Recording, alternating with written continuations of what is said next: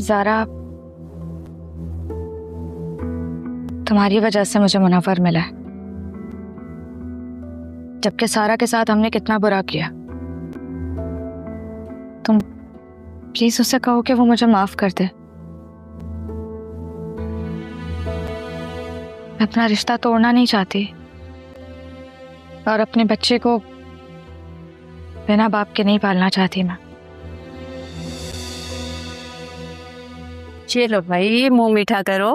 अस्सलाम वालेकुम अस्सलाम, कैसी हो? अरे बेटा बैठो ना, खड़े क्यों हो गए? आदिल, तुम्हें पता है बेटा तुम मामू बनने वाले हो, और सारा तुम सारा ही हो ना, तुम खाला बनने वाली हो। मैं असल में सारा नहीं हूँ। अच्छा, तो क्या उसकी जुड़वा बहन हो? रक्षी, तुमने इनको बताया नहीं? जी, मैं उसकी जुड़वा बहन ही हूँ। मेरा नाम ज़ारा है। एक तो तुम लोग ना बहुत मजाक करते हो। चलो मिठाई खाओ, मैं तुम लोगों के लिए चाय लेकर आती हूँ।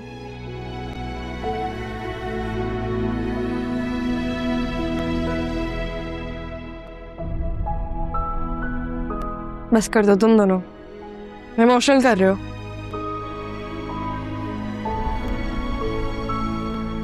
भाई, सारा आपको बचपन से पसंद करती है।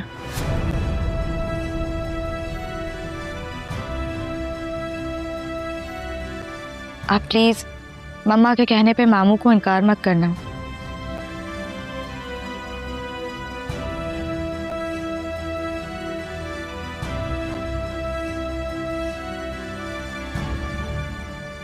मैं इनकार नहीं करूंगा।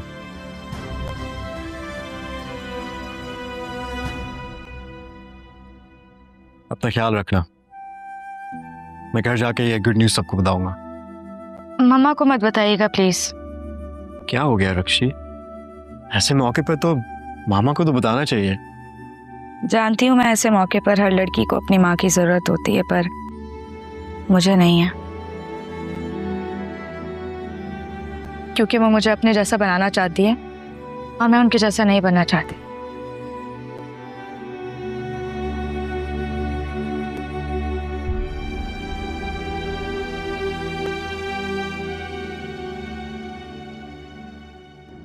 तुम्हें मुनव्वर को कॉल करनी चाहिए, उससे मिल लो तुम। मैंने कॉल की थी लेकिन उसने फोन नहीं उठाया। तुमने उसका पता नहीं लगाया? किसी से पूछ रहा था उसके बारे में? देखो, अगर मुझे पहले इस बारे में पता होता तो मैं शादी होने ही नहीं देता। और रक्षी मान जाती। जितना मैं रक्षी को जानी हूँ ना, मुझे एक बात तो पता चल गई है कि उसको किसी की बात समझाने से समझ नहीं आती। जब तक वो खुद एक्सपीरियंस ना कर ले वो चुप नहीं होती। लेकिन आई एम ग्रेटफुल कि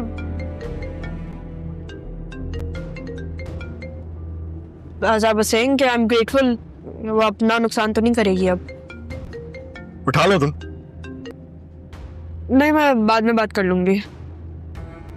ज़ारा, कहीं तुम सरमत को भी यूज तो नहीं कर रही?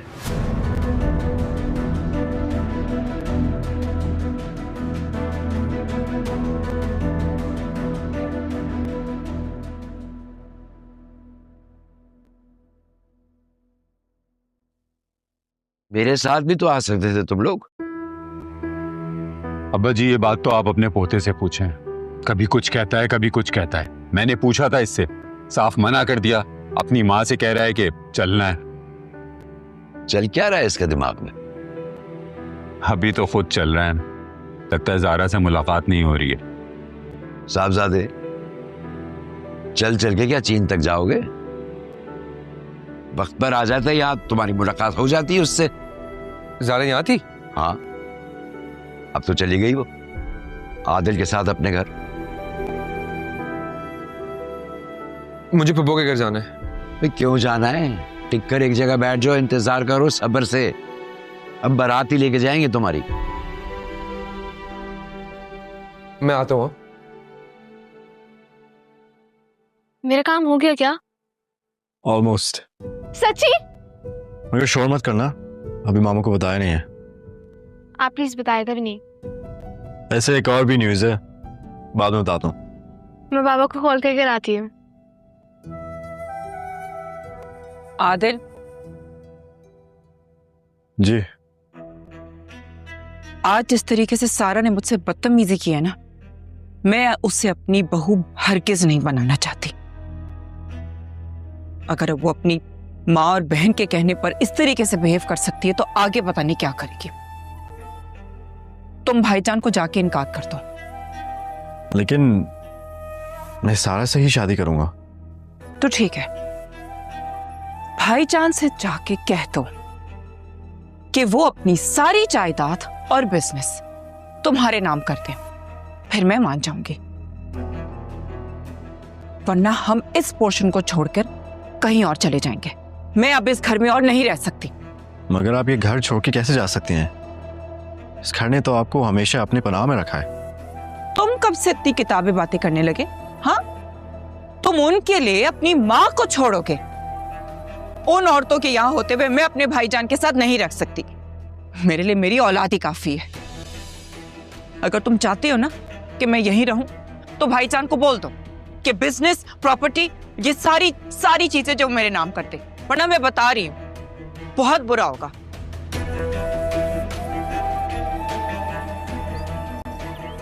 क्या मैं वाकई सेल्फिश हूँ? नहीं, मैं बिल्कुल सेल्फिश नहीं हूँ। आदिल ने मुझे हर्ट करने के लिए कहा था ताकि मैं उसके बारे में नहीं सोचूं। नहीं, मुझे नहीं सोचना। मैं शर्मा को कॉल कर लेती हूँ। हाँ, वो कहीं मेरे बारे में गलत ना सोचे।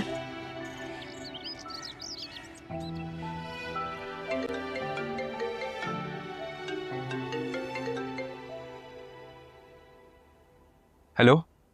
शर्मा ये तुम इतना एटीट्यूड किसको दिखा रहे हो? तुम्हें ने एक दफा एटीट्यूड दिखाया तो मैं फौरन फील हो गया, और जो तुम शुरू से मुझे दिखाती आ रही हो उसका क्या? तुम तो मेरे दोस्त हो ना। हाँ, वही दोस्त जिसको तुम अपने कामों के लिए इस्तेमाल करती हो। वैसे पता है मुझे क्या लगता है ज़ारा? मुझे लगता है तुम मुझे दोस्त भी नहीं समझती हो। अब तुम्हें कोई मिल गया है ना।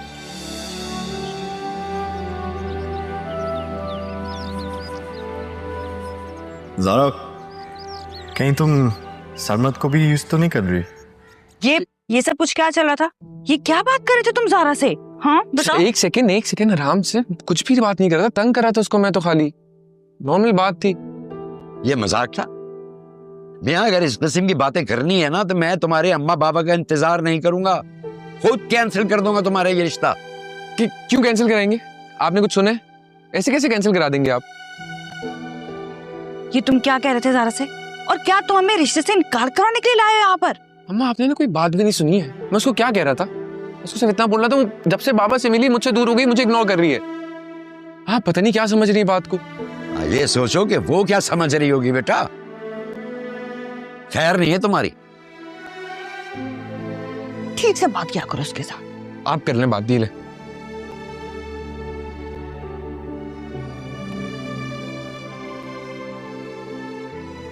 रक्षी, तुम्हारी मुनव्वर से कोई बात हुई? मुझे तो बहुत परेशानी हो रही है। मुझसे तो अब वो बात भी नहीं करता ढंग से, कहीं और बिजी हो गया है आजकल। अरे नहीं बेटा, नया नया काम लगा है ना, काम में मसरूफ है। लड़कियों से बात करने को आप काम में मसरूफ होना कहती हैं? ये तुम मुनव्वर के बारे में किस तरह की बातें कर रही हो? ठीक कह रही हूँ ना।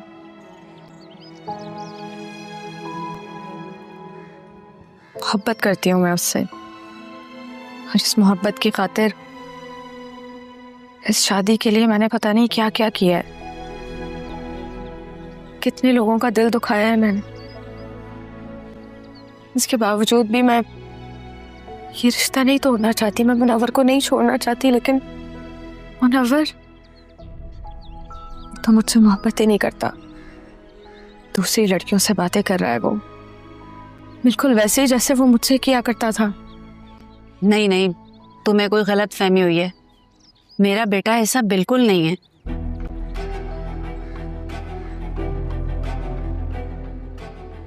तुम्हें पता है, मैं चाहती हूँ मैं तुम्हें दुनिया जहान की तमाम खुशियाँ दूँ।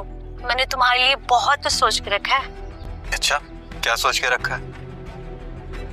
मैंने सोचा है कि मैं तुम्हारा दिल निकाल के अपने पास रख लूं।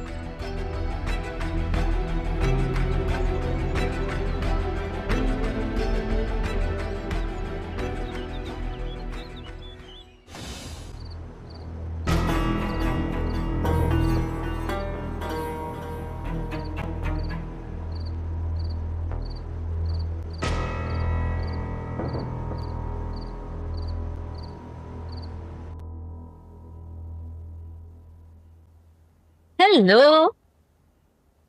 ये तुम्हारे लिए। Oh my God, beautiful, thank you. ठीक तुम्हारी तरह ही है। वैसे आज बड़ी खातिर लग रही हो। तुम्हारे कत्ल का जो इरादा है? अच्छा, मीटिंग का वेन्यू चेंज हो गया, तुम बैठो, जैसे ही मैसेज आता है ना फिर चलते हैं। बैठो।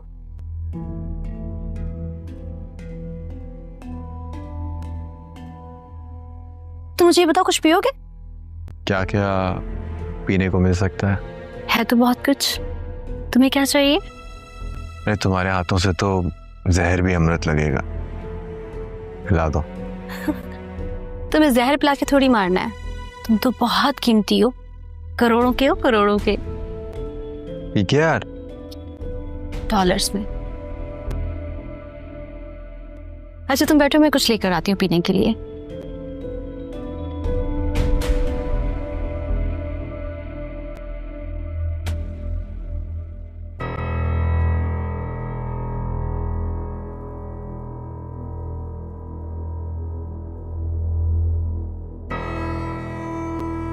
This is for you.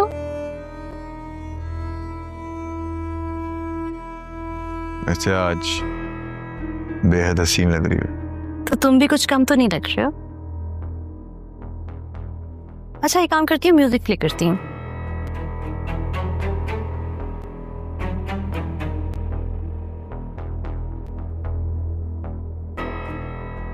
पियो ना।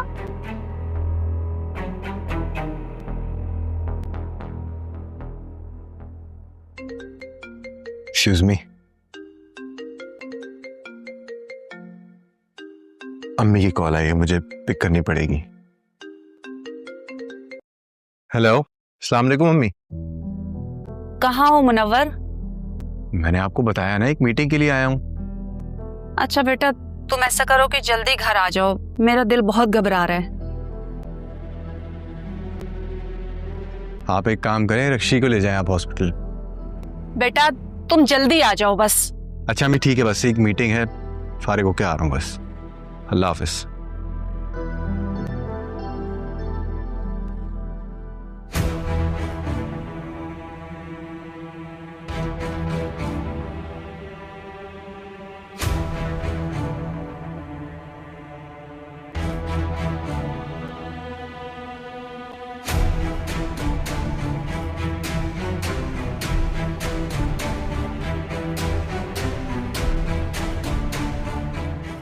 तो मेरा पासपोर्ट है।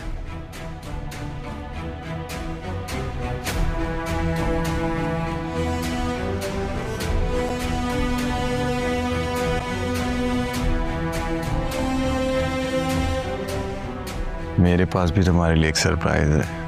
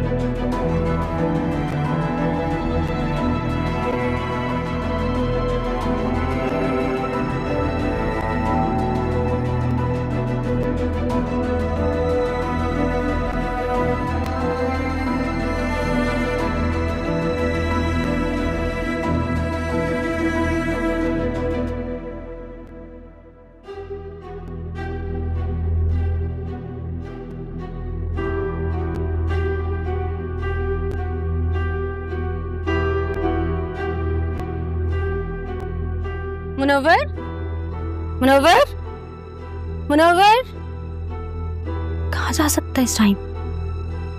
क्लास भी यही है, कॉल करती हूँ। हेलो। हाँ, क्या हुआ? मुनव्वर नहीं है यहाँ पे। कहाँ जा सकता है वो? डोज तो हैवी दे दी थी ना? नहीं, हैवी नहीं दी थी। पागल तो नहीं हो तुम? देखो, ज्यादा दूर नहीं गया होगा। मुझे हो हर सूरत में चाहिए। इतनी मुश्किल से क्लाइंट मिला है। मुझे लगता है उसने हमारी सारी बातें सुन ली हैं। जल्दी से निकलो वहां से। अच्छा ठीक है।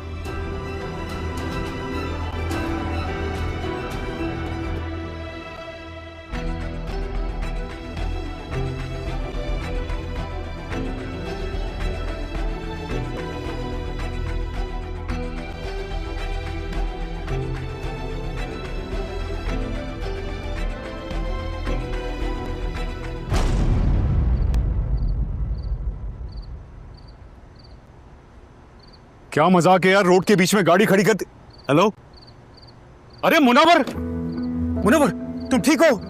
क्या हुआ तुम्हें? आजा आजा मेरे साथ आजा, बिस्मिल्लाह आजा। क्या हुआ तुम्हें? तुम ठीक हो? संभाल के आजा आजा मेरे साथ आजा। संभाल के बैठो आराम से, सर बचा के, सर बचा, आराम से बैठो।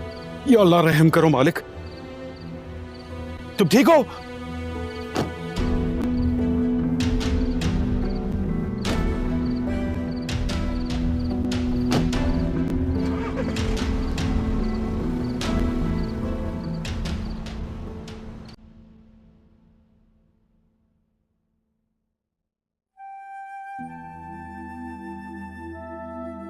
आओ भाई आओ साहबजादे, सब ठीक है? जी मामू, एक्चुअली आपसे एक बात करनी थी। बोलो। साहिर से शादी करने के लिए एक शर्त है। आई एम सॉरी बेटा, लेकिन आपकी मामा ने जो हमारे साथ किया है अब तक, उसके बाद आप कोई शर्त रखने की पोजीशन में नहीं है। हाँ, लेकिन शादी तो मैंने ही करनी है ना, तो मेरी भी मर्जी होनी चाहिए। मैं चाहता हूँ कि मैं अपनी बीवी को यहाँ से अलग रखूँ, मैं यहाँ नहीं रहना चाहता। लेकिन बेटा हम अभी बेटी के साथ रहना चाहते हैं। मामू, मैं चाहता हूँ कि मैं अपनी बीवी की सारी जिम्मेदारी उठाऊं।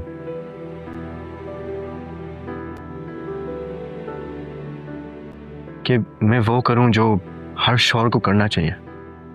क्या बात है, किसी ने कहा है तुमसे कुछ, कोई प्रेशर है तुम पे? नहीं नहीं, बिल्कुल भी नहीं। ये सब मेरा खुद का फैसला है।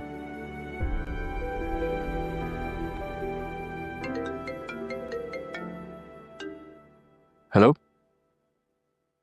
जी मामू, कौन सा हॉस्पिटल? अच्छा ठीक है, मैं आ रहा हूँ, मुझे जाना है, मैं आता हूँ।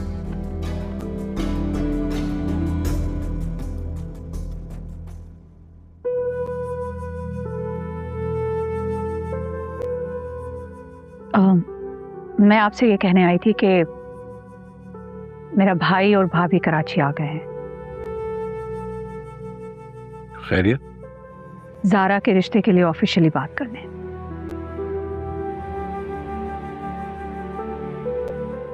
बस इतना ही कहना था।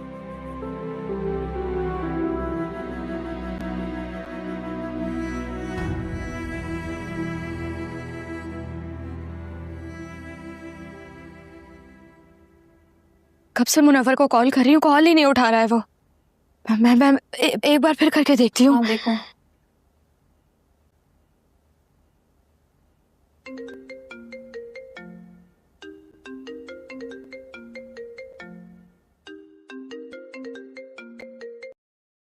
हेलो मुनव्वर, कहाँ हो तुम? रक्षी बेटा। कौन? फरीद मामू। फरीद मामू, आपके पास मुनव्वर का फोन क्या कर रहा है?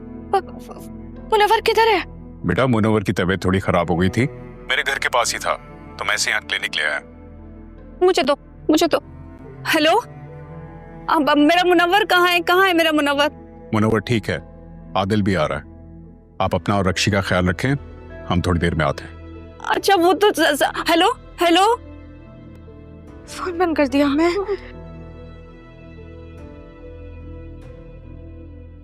भाई को कॉल करती हूँ मैं। अल्लाह मेरा बेटा ठीक हो बिल्कुल। कॉल नहीं उठा रहे। अब मम्मा को कॉल करती हूँ।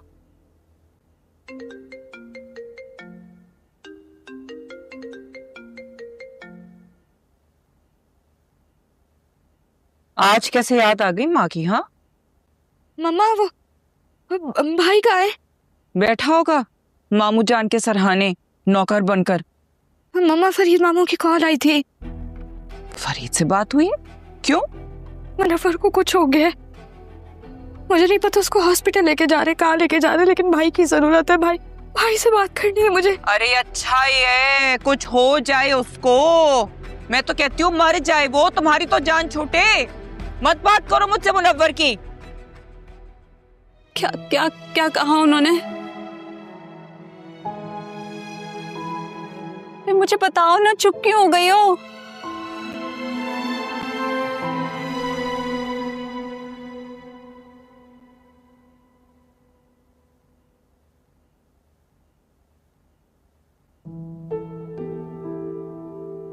मुनव्वर, तुम ठीक हो?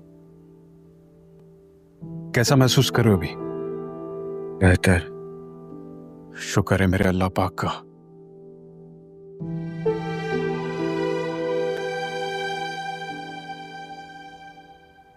सारा, एक न्यूज़ दूं तुम्हें? क्या? तुम मुझसे प्रॉमिस कर रही हो तुम किसी को नहीं बताओगी। नाज़ी, हम इतने अच्छे दोस्त हैं क्या? कम ऑन, कज़न्स तो है ना। मैं तुमसे सॉरी करने आई हूँ। पता नहीं आप कब मिले या ना मिले। I am sorry. क्यों? तुम कहीं जा रही हो? लेकिन ये बात तुम किसी को नहीं बताओगी। हाँ नहीं बताऊंगी। क्या हुआ? मैं बाबा के पास जा रही हूँ। पप्पू के बगैर? हाँ। नाज़ी, तुम रह लोगी वहां पे? मैं वहाँ रह लूंगी, लेकिन मामा के साथ नहीं रहूंगी, वरना मेरा दम घुट जाएगा। वो हमारे लिए करते करते हमसे ही दूर हो गई हैं। तुम्हें पता है ना तुम क्या कह रही हो? हाँ, और अब भाई कभी उनके साथ नहीं रहना। मैंने उनके मामू से बात होते हुए सुन ली थी। अच्छा, I'm sorry. It's okay.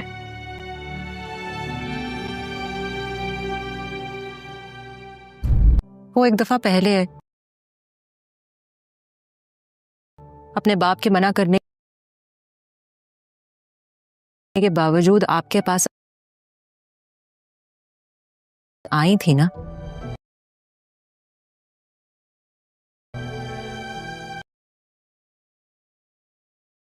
अब वो बस ये चाहती हैं कि आप उनके बाप से जाकर उन्हें मांग के ले आए। क्या मतलब? तुम सरमत से शादी नहीं करना चाहती? वो मुझसे शादी नहीं करना चाहता।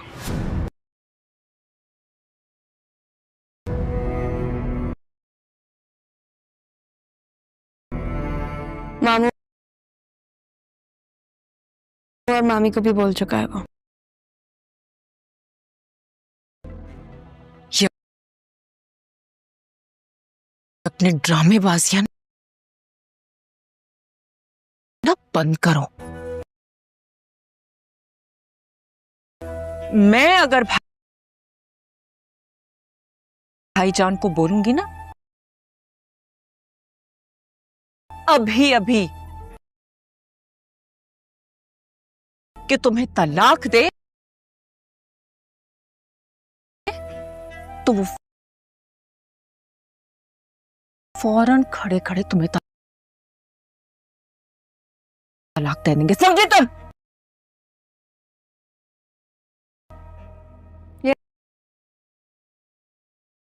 मेरा तुम्हारा भाई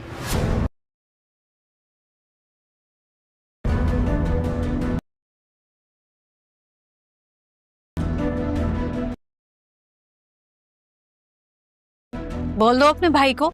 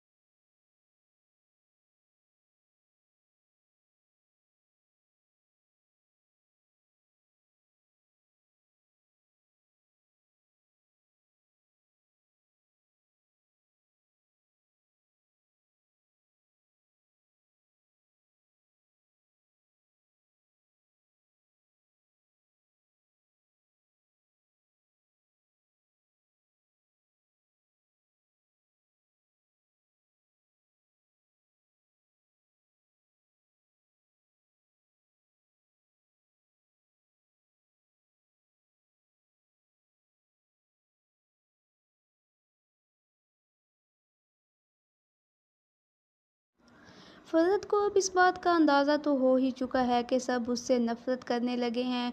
सारा जो बचपन से कभी उसके सामने बोली नहीं थी, वो भी अब फरहत के मुंह पर जवाब दे के चली जाती है। और शाज़िया ने तो वैसे भी फरहत को वार्निंग दे दी है कि अब मज़हर शाह उसकी कोई भी बात नहीं मानेगा। तो अब फरहत सोचती है कि अब वो क्या करे। तो अब वो अपने बेटे को आदिल को मोहरा बनाकर मज़हर शाह से सारी दौलत हथिया लेगी और उसके ज़रिए उसे ब्लैकमेल करेगी। वो फरहत आदिल से कहती है कि मैं ये घर छोड़ के जा रही हूँ और मुझे यहाँ मज़ीद नहीं रहना। तो आदिल उसे कहता है कि नहीं, आप कहीं नहीं जा सकती, आप इसी घर में हमारे साथ रहें। तो फरहत कहती है कि मैं एक शर्त पे यहाँ रहूँगी, अगर तुम अपने मामू से बात करो और वो अपनी सारी दौलत और प्रॉपर्टी मेरे नाम कर दें। आदिल अपनी माँ की ये बातें सुनकर बहुत हैरान हो जाता है और फरहत की हकीकत तो अब रक्षी पर भी अयां हो जाती है। जब रक्षी मुनव्वर की वजह से कॉल करती है और फरहत को बताती है कि मुनव्वर को कुछ हो गया है और आदिल को भेज दें, तो फरहत कहती है कि उसे तो मर ही जाना चाहिए, अब उसे कुछ हो जाना चाहिए और इस तरह की बातें करती है। तो तब रक्षी को भी पता चल जाता है कि उसकी माँ उसकी कितनी बड़ी दुश्मन है और उसका घर बर्बाद करना चाहती है।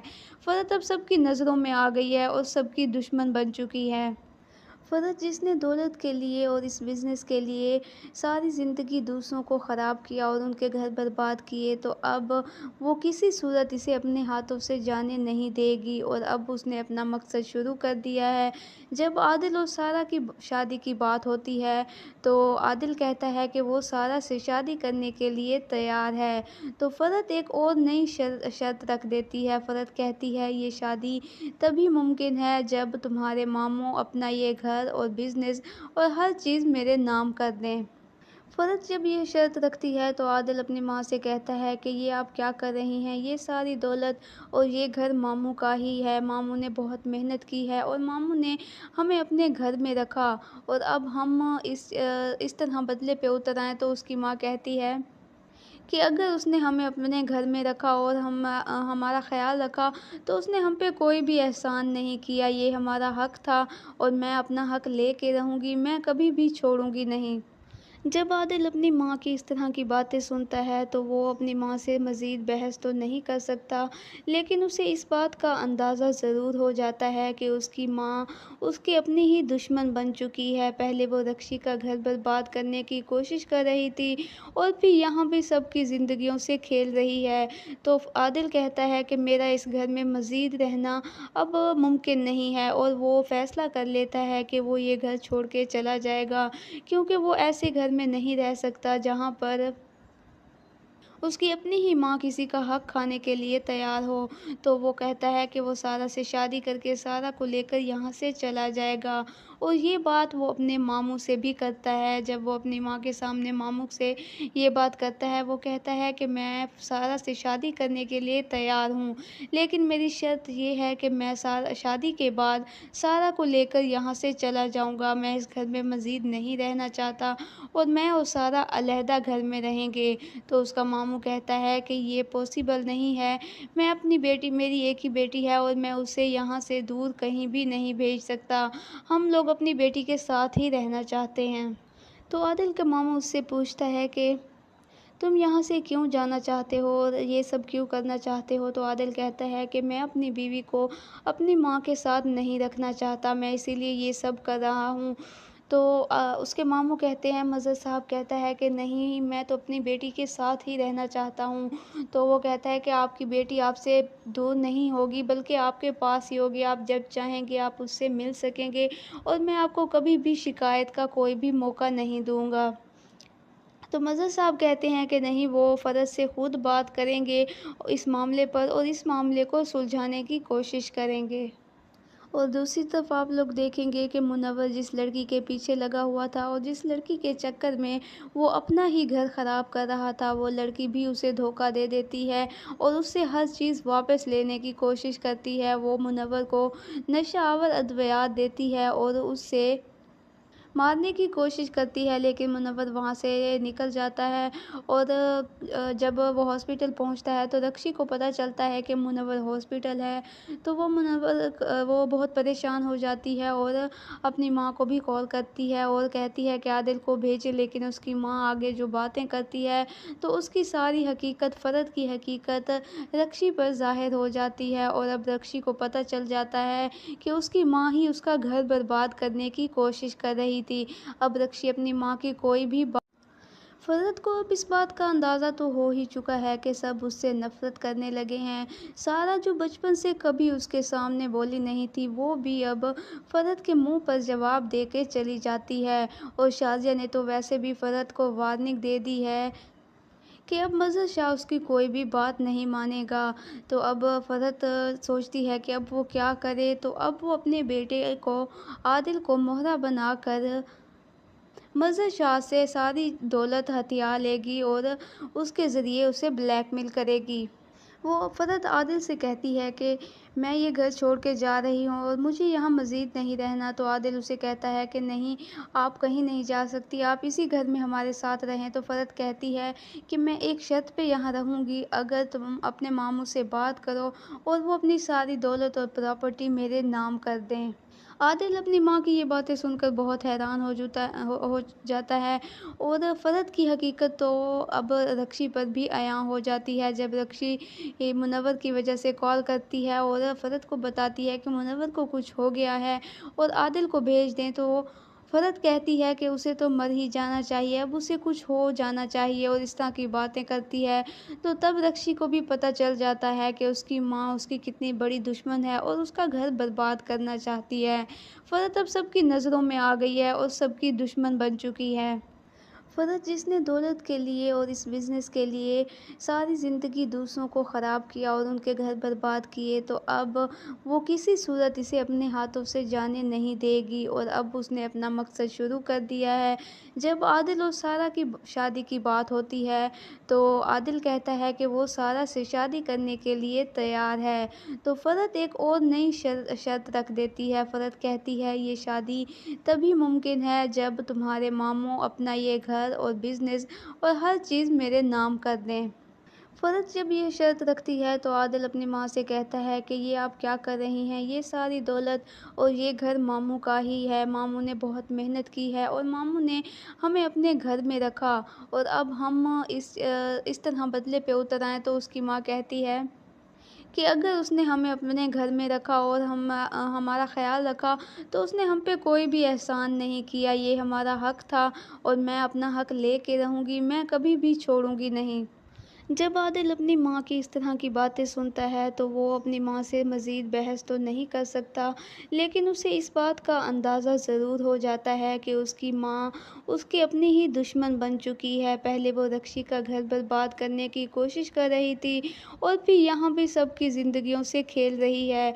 तो आदिल कहता है कि मेरा इस घर में मज़ीद रहना अब मुमकिन नहीं है और वो फ़ैसला कर लेता है कि वो ये घर छोड़ के चला जाएगा, क्योंकि वो ऐसे घर में नहीं रह सकता जहाँ पर उसकी अपनी ही माँ किसी का हक खाने के लिए तैयार हो। तो वो कहता है कि वो सारा से शादी करके सारा को लेकर यहाँ से चला जाएगा और ये बात वो अपने मामू से भी करता है। जब वो अपनी माँ के सामने मामू से ये बात करता है, वो कहता है कि मैं सारा से शादी करने के लिए तैयार हूँ, लेकिन मेरी शर्त ये है कि मैं शादी के बाद सारा को लेकर यहाँ से चला जाऊँगा, मैं इस घर में मज़ीद नहीं रहना चाहता और मैं और सारा अलहदा घर में रहेंगे।